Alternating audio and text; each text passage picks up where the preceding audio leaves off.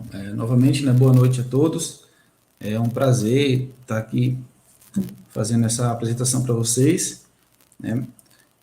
Meu nome é Leanderson Pereira Cordeiro, como bem o Gabriel falou.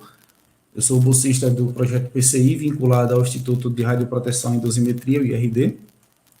O meu orientador é o Dr. Daniel Alexandre Baptista Bonifácio, e eu vim apresentar um projeto cujo título é Aplicação Web para Dosimetria Interna Individualizada de Pacientes em Tratamentos com Radionuclidos.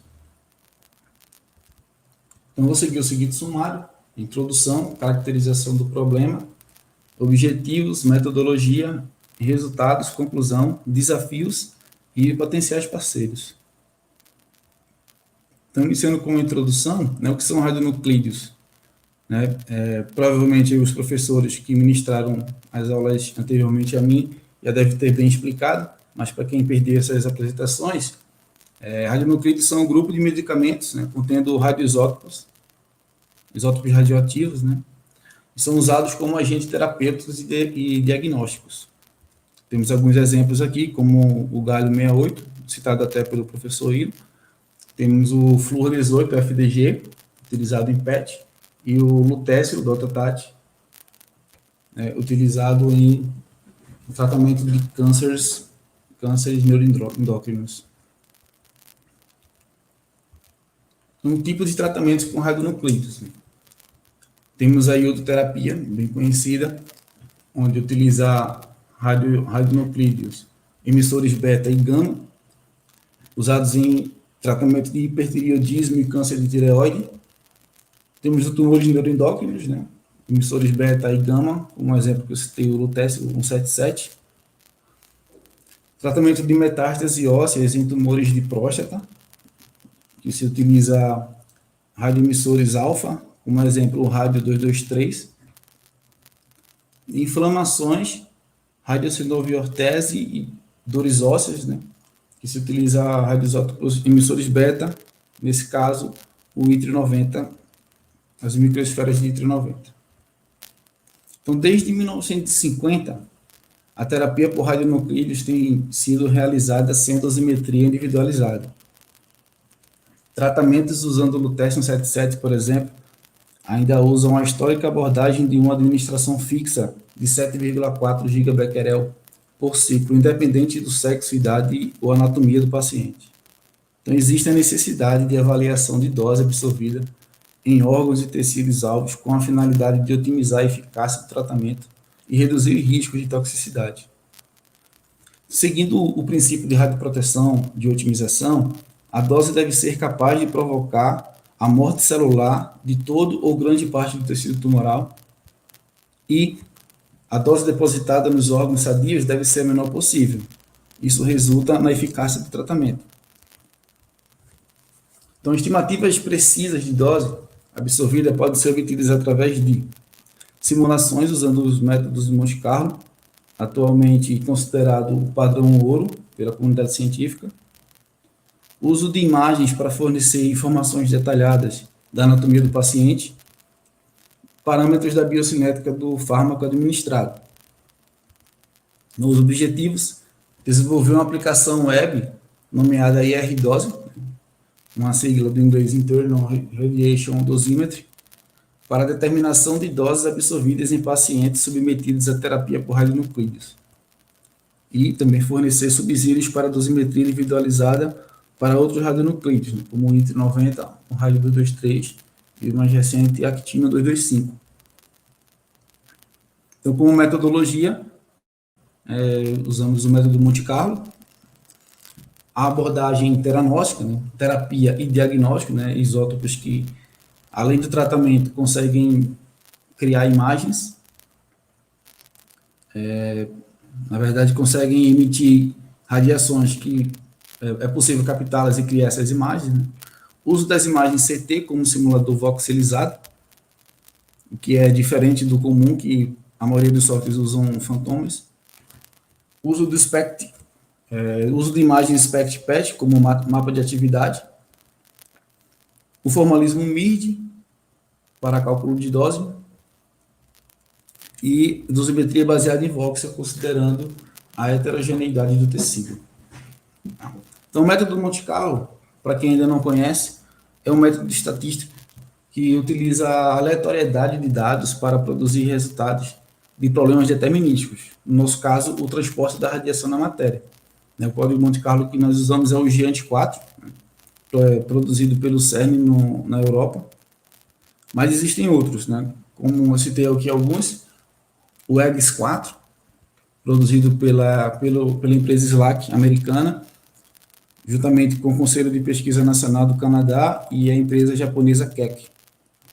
Temos também o Penelope, da Universidade de Barcelona, Estados Unidos, o MCNP, do Laboratório Nacional dos Alamos, o ITS, Laboratório Nacional de Sandia, e o ETRAN, do Centro de Pesquisa de Radiações. Então, códigos de Monte Carlo dedicados para medicina nuclear, né, nós utilizamos o GATE, que é da abreviação inglesa, que significa aplicação do GANT4 para a tomografia de emissão. Então, é possível fazer simulações de SPECT, PET, radioterapia e dosimetria. Mas, da mesma forma, existem outros que acho interessante ser citados, como o PET-SIM, o FLUCA, TOPAZ, GAMOS e o GGEMS. Os que estão em asterisco são baseados no GANT4. Nós utilizamos a ICRP 107, que reportou 1.252 radionuclídeos, né, com os decaimentos completos de emissão de todos os dados importantes para o cálculo de dose. Como, por exemplo, aqui, ó, o rádio, em sua descendência, né, em todo o seu decaimento completo do rádio 223, ele tem 7 filhos que também são radioemissores, né? Inclusive um emissor de beta menos, que no caso é o bismuto 211. Né? Então, todas essas informações, decaimento completo do radionuclídeo, são importantes para aumentar a precisão das simulações e dos cálculos. Então, o fluxograma dosimétrico de R-dose utiliza as imagens SPECT e PET, né, imagens funcionais, que traz consigo informações da biocinética do radiofármaco no paciente. Imagens CT, imagens anatômicas, né, que são usados como simuladores voxelizados. O corregistro temporal, né, o corregistro da imagem SPECT com o CT, usamos o apoio do software Slicer 3D, também é um software open source, gratuito, né, disponível na internet, que usamos para fazer o corregistro dessas imagens. Né? E também usando o Slicer 3D para fazer segmentações e obtenções de volumes de interesse, né? Os VOIs. Para criar as máscaras e os mapas de atividade. Máscaras definimos como uma imagem booleana, uma imagem em que a região de interesse, né, o volume de interesse, o VOI, possui um valor verdadeiro, um true, enquanto fora dessa região, um valor falso. E os mapas de atividade são também VOIs segmentados da imagem SPECT, que traz consigo informações, né, de atividade propriamente dita, né, já em unidade de becquerel por ml, por exemplo. Então, de posse das atividades, usamos para colocar na curva tempo-atividade e obter a atividade acumulada, que é uma variável importante no cálculo da dose. Em paralelo, fazemos a simulação Monte Carlo. Então, com dados de entrada, para a simulação, usamos a imagem CT, as máscaras ou mapa de atividade e as informações do radionuclídeo. E o output da simulação são os mapas de dose. Então, de posse dos mapas de dose com atividade acumulada, nós conseguimos chegar na dose absorvida. Esse seria o fluxograma de cálculo de dose a nível de voxel. Usamos também outro software chamado VTK para fazer a conversão das imagens DICOM, que são imagens 2D em uma única imagem 3D em formato MHD. Esse formato é um formato compatível com o GATE, né, para fazer a simulação. Esse software também vale lembrar, ele é um open source, ele é gratuito. O formalismo MIRD, né, que define a dose absorvida como um produto da atividade acumulada, o ativo pelo fator S, né? Esse fator S ele é definido como dose absorvida no volume alvo por unidade de atividade acumulada no volume fonte. Então ele é um parâmetro, ele é um parâmetro que depende de dois elementos, né? No caso, a energia da emissão radioativa e a densidade do alvo, né? Da geometria do alvo. Então, é um fator bem específico. Para o cálculo da atividade acumulada, usamos integração numérica, usando o método dos trapézios e integração monoexponencial da cauda, né? usando a meia-vida. A literatura pede que o mínimo seja 4 pontos, né? E a cauda em formato exponencial. E para o cálculo da dose, né, baseado em Vox, usamos o mapa de dose relativo, que nada mais é que a saída da simulação Monte Carlo, né, o mapa de dose, ponderado pelo número de eventos, multiplicamos pela máscara do órgão-alvo, no caso aqui uma máscara, uma imagem booleana, né, que contém zeros e uns, e multiplicamos também pela atividade acumulada, calculada nesse órgão, no órgão-fonte, né. E o resultado é a dose no órgão-alvo, tá? Onde fizemos para fazer esse cálculo, fazemos o somatório, né, da dose absorvida em cada voxel, tá? E essa aqui é a expressão que nós usamos para calcular a incerteza relativa. Então, foi criado um script Python para gerar os espectros de emissão no formato do gate. Então, esse script, ele acessa a base de dados da SRP-107 e cria histogramas de espectro no formato que o gate compreende. São arquivos TXT, basicamente, que contêm informações de probabilidade de emissão, né? Então, correlacionadas com o número de partículas por transição nuclear e a energia média dessa emissão.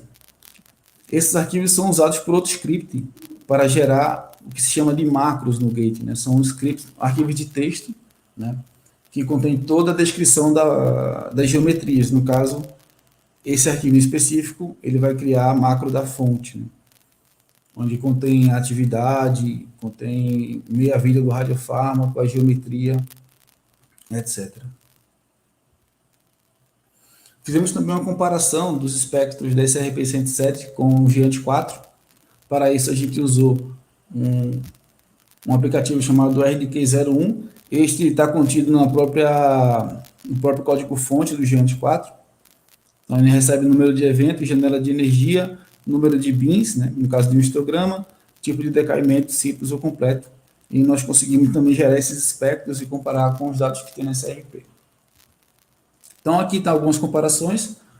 No caso aqui, para alguns emissores de beta-, temos o iodo 131, o lutécio 177 e o yttrium 90. A curva em preto é os dados da SRP-107, enquanto a em vermelho é as produzidas pelo GEANT 4. Então, são perfis bem semelhantes. Aqui são emissores de gama. Temos aqui o cobre 64, o iodo 131, o lutécio 177 e o rádio 223, que é um emissor alfa, mas também emite gama, e são esses gamas que a gente usa no teranóstico. E uma pequena exceção, né, no caso do yttrium 90, que ele possui também uma emissão de pósitron, não uma emissão de pósitron, mas uma emissão de para-elétron-pósitron, né, com uma probabilidade bem baixa. A SRP não contém essa informação, mas é possível simular esse espectro utilizando um aplicativo BXDQ0, né, que foi retirado do artigo aqui do DRIAC 2019, e dá para fazer a comparação com o perfil teórico desse espectro. Então, nesse caso específico, que nem é usado em tratamento, mas sim em diagnóstico, é possível também traçar esse perfil utilizando os dados do GEANT 4. Então, o IR-dose, um software online, que está hospedado no servidor do IRD, tá? No Rio de Janeiro, e pode ser acessado por esse link, né? irdose.ird.gov.br. Então, para um estudo dosimétrico, basta colocar aqui o código do paciente, identificador, escolher o isótopo. Esse isótopo tem que estar presente na SRP 107, escolher aqui o tipo de emissão, inserir os dados da curva tempo-atividade, né, que essas são obtidas pela quantificação das imagens SPECT, né, lembrando que a literatura pede no mínimo 4 aquisições, é possível fazer com 3, mas aí a margem de erro cresce um pouco. O ideal seria realmente 4 aquisições do SPECT, né, atividade e tempo. E o importe das imagens DICOM, no caso aqui, imagem CT do paciente, né, e as máscaras e o mapa de atividade do órgão-fonte e dos órgãos-alvos. E aí o IRD vai fazer esse cálculo de dose, né, vai fazer a simulação usando o gate, e ele traz como output a dose absorvida do órgão-fonte e dos órgãos-alvos escolhidos.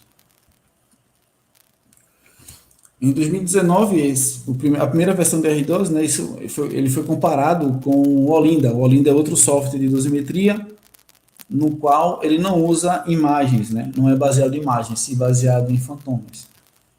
Mas foi feita essa comparação, né? Então foi feita uma comparação com o Olinda, a primeira versão, e a segunda, e uma simulação usando o gate, né, através do IR12. Então esses são os resultados. Foi feito através de um paciente que estava em tratamento com o Tyson 77, e o Gustavo, né, o Gustavo Costa, que fez a dosimetria dos órgãos, de 3 órgãos, no caso o fígado, os rins e o baço desse paciente. Questão de segurança, então é instalado no servidor um certificado SSL, com protocolo HTTPS, que criptografa as requisições. O banco de dados está instalado numa máquina virtual offline, né, desconectado da rede, para evitar ou dificultar o hackeamento desses dados. E o código também possui um código anonimizador de imagens que preserva o anonimato do paciente. Então, o IR12 ainda está em desenvolvimento, mas está disponível no link irdose.rd.gov.br e disponibiliza cadastro e utilização gratuitos. A base de dados da ICRP 107, ela traz uma grande vantagem, uma vez que isenta o IR12 de simular as emissões com o Gente 4, de forma a economizar tempo para os cálculos dosimétricos, além de fornecer subsídio para os pesquisadores do grupo. Desafios: o custo da dosimetria personalizada, uma vez que é solicitado ao menos 4 aquisições SPECT. Isso tem custo tanto de equipamento, quanto de manutenção, quanto de pessoas, né? O estado do paciente, que na maioria das vezes, né, tendo metástase óssea, ele sente muita dores, né? Esses tratamentos são, em grande maioria das vezes, são paliativos, então o paciente ele realmente está numa condição bem complicada, bem precária ali, e é bem difícil manter ele, conseguir fazer com que ele faça 4 exames SPECT, né, 30 minutos cada exame, é bem desconfortável e é bem difícil de convencer tanto o paciente quanto a família. Os protocolos de aquisição, quantificação e dosimétricos, que eles não são padronizados.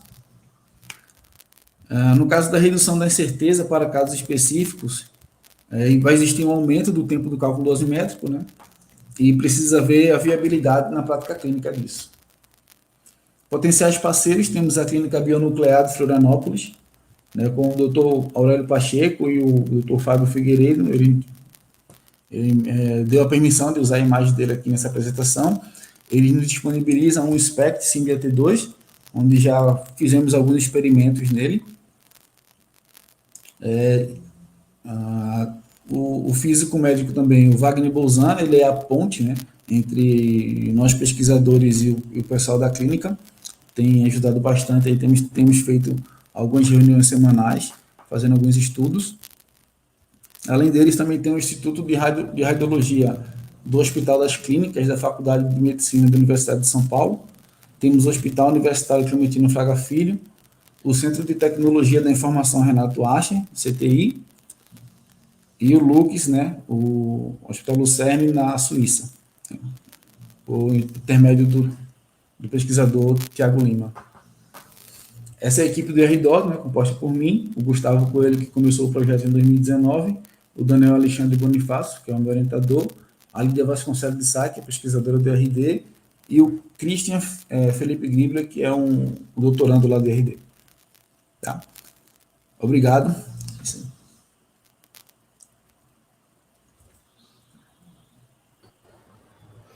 Professor Leanderson, muito obrigado pela palestra, foi realmente muito interessante, até eu que... mais alguns aqui também, né? A gente até mexe um pouco com programação, aprende bastante. A gente até recentemente, né, pelo menos eu falo pelo pessoal da Neoatom, né? A gente fez até um curso sobre o Topaz, que o senhor mencionou, que utiliza como código base o Giant 4. Aí alguns deles até usam bem mais na pesquisa deles também, né? Continuam utilizando, estão se aperfeiçoando bastante. E foi bem interessante ver isso na sua palestra. Eu fiquei bem animado em saber que podemos usar isso. É importante citar outros, né? Porque não só existe o Giant nem o Gate, né? Existem outros também que são bem usados, mas é sempre bom citá-los porque também são bem funcionais. Uhum. Tenho certeza que muitas pessoas aqui sairão bem inspiradas até. Tá. Eu peço desculpa, não sei se estourei o tempo. É que tive que resumir muito. E eu vou deixar aberto aí, né, para as perguntas, se o pessoal tiver alguma dúvida. Temos muitas perguntas aqui. Se eu puder responder, eu... Temos perguntas sim, só... Agora elas vão aparecer na tela para olhar para o senhor. O físico perguntou, professor, qual literatura você recomenda para o assunto? Qual literatura? Nossa, muitas. Muitas. Mas os panfletos do MIRD são uma boa referência. No Código Monte Carlo, vai na documentação mesmo do código, né? No caso, eu uso o Giant, eu uso o Gate, eu vou direto na documentação. São bem autoexplicativos. E é isso, artigos e... São muitas referências. São muitas referências. Uma só não conseguiria nem abranger 1% desse estudo. Muito obrigado pela resposta, professor. Acho que aqui temos mais perguntas. Temos. Professor, José Pedro Borges perguntou. Parabéns, Leanderson. Quais os desafios para a implementação da dosimetria interna na rotina clínica? A propagação de erros e incertezas nesses modelos é um problema? Obrigado pela pergunta, José Pedro. Uma ótima pergunta, realmente. Sim, com certeza. Né? Propagação de erros e incertezas, isso não é bem fundamentado, né, em várias etapas da dosimetria. Né? Entre elas, a segmentação, por exemplo. Hoje já existem segmentações automáticas guiadas por inteligência artificial, por exemplo, mas a grande maioria dos softwares usam segmentação manual, né, e a incerteza disso é desconhecida. Então, a propagação disso até chegar no cálculo final, que é o cálculo de dose, é ainda uma interrogação. Por isso, a comparação com experimentos, né, onde a atividade é conhecida, e para poder validar, né, esses cálculos é muito importante. Sobre os desafios da implementação da dosimetria interna na rotina clínica, cara, isso é mais difícil ainda, porque isso é um embate e um debate mundial, né? Primeiro, de como que se paga isso, né? Porque é um serviço trabalhoso, é um serviço caro e as clínicas ainda não estão acostumadas a fazer esse tipo de trabalho, né? Principalmente aqui no Brasil. Na Europa já é obrigatório, na Europa já se faz, é lei. Provavelmente aqui também vai ser, em algum dia. Mas, atualmente, uma tarefa muito difícil de se fazer. Né? As clínicas, elas entendem a importância de fazer dosimetria, né? Até porque já existem estudos, até estudos que falam sobre sobrevida do paciente quando eles são acompanhados de forma dosimétrica. No entanto, a infraestrutura não suporta tal serviço ainda. Então, elas querem fazer, sabem que é importante, mas boa parte das clínicas, né? Boa parte, a maioria, acho que 90%, elas não têm infraestrutura para isso. Professor, muito obrigado pela resposta, né, do José Pedro, que estará com a gente daqui a pouco também, na nossa próxima palestra. Muito obrigado. Temos mais perguntas, pessoal? Temos. Uma pergunta do Lucas Paixão. Oi, Leanderson, boa tarde, boa noite, um prazer revê-lo. Fiquei em dúvida sobre a segmentação dos órgãos. Ela é feita de maneira automática? Se sim, qual a qualidade dessa segmentação? Um abraço. Agradeço ao Lucas, eu conheço ele, colega meu aí de pesquisa. Lucas, segmentação, eu cheguei a citar na pergunta anterior, existem segmentações automáticas, né? O próprio Slicer 3D, ele contém lá uma extensão da NVIDIA, por exemplo, que a segmentação é guiada por inteligência artificial, né? Mas a incerteza disso, né? A propagação de incerteza ainda é uma incógnita, né? Eu ainda não sei como funciona, eu não testei, é algo que ainda vou fazer provavelmente esse ano, provavelmente vou estudar isso. Mas atualmente, usando o IR-Dose, usando o 3D Slicer, eu não faço segmentação automática, eu faço segmentação manual, né? E aí faço segmentação manual, executo a dosimetria desses volumes e comparo a incerteza, a precisão, a estatística com um experimento com fantoma, né? Um experimento controlado, onde eu conheço a atividade e conheço a resposta disso nas imagens.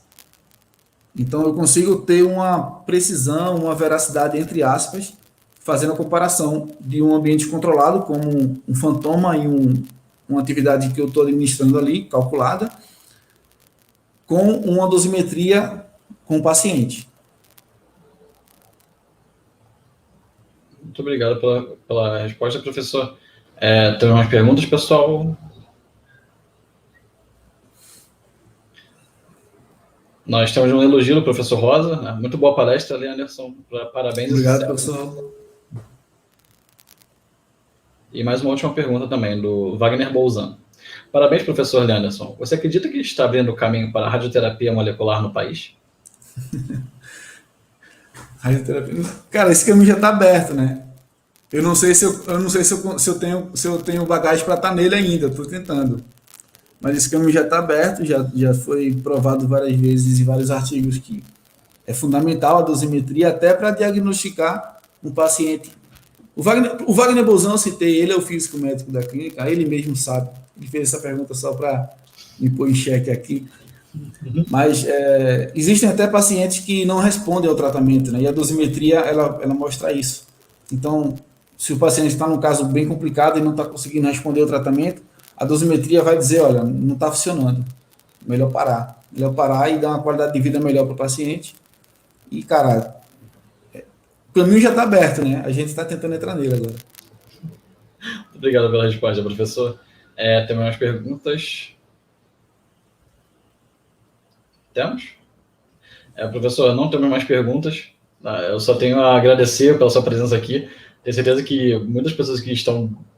Foi muito enriquecedora a palestra, né? Para mim também. Muito interessante ter presenciado a palestra do senhor. E agradeço pela sua presença, né, novamente, pela sua disponibilidade em estar conosco. E te desejo uma ótima noite. E até a próxima, professor. Obrigado mais uma vez, né? Sinto muito honrado esse convite aí da Neoatom. E, cara, estou à disposição para mais, se precisar. E se a palestra for interessante e vocês quiserem que eu retorne, eu estarei à disposição sempre. Com certeza, professor. Boa noite. Boa noite. Até mais. Tchau, tchau.